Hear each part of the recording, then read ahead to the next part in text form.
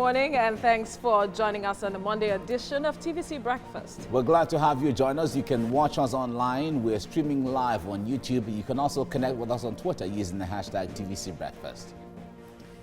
All right, let's bring you the news update this hour, and we are going to Ondo State for fresh developments on the explosion that occurred in Akure on Saturday.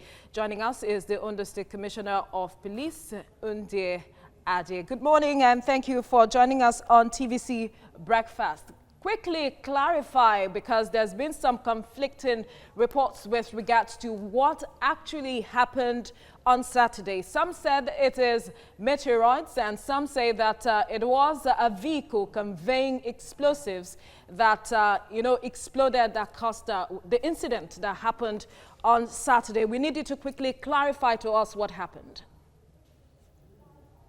It is actually true that it's a vehicle that was conveying explosive materials that caused that incident. It is not meteorites. All right, talk to us basically what really led to the explosion. We saw the impact and the environmental impacts. Can you make us understand what led to that explosion?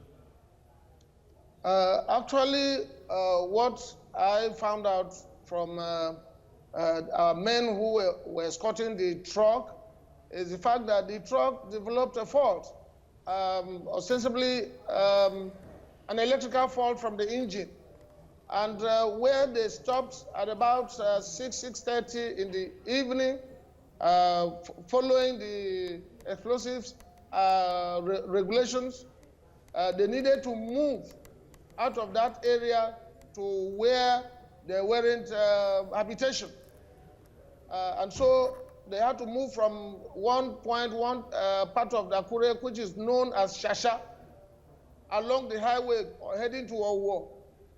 And as they were going, just after the airport, the driver noticed that smoke was coming out of the engine. So he stopped, opened the engine and brought out the extinguisher, and what he saw was the fire. The extinguisher couldn't do it, and so they had to quickly move. They divided themselves into two. One group ran towards Owo to stop vehicles that were coming towards that vehicle, while others ran back towards Akure to also stop vehicles that were coming behind them. And so the truck went off. So do we have details on who owns the truck and those that were, where they were moving these explosives to? Because some interest groups within and around the Southwest are asking questions, making inquiries as to details being given with regards to the identities of persons and people involved with regards to this issue. The truck was said to be a DAF truck, 15 tons DAF truck that was engaged by Nigakem. Nigakem is an explosives manufacturing company based in Ogun State, but has its magazine, that's the warehouse in Ibadan. And so their customers, once they want, they need explosives for whatever business they are doing, whether it is road construction or those that operate quarries, from the Southwest, they move the materials from the magazine at Ibadan.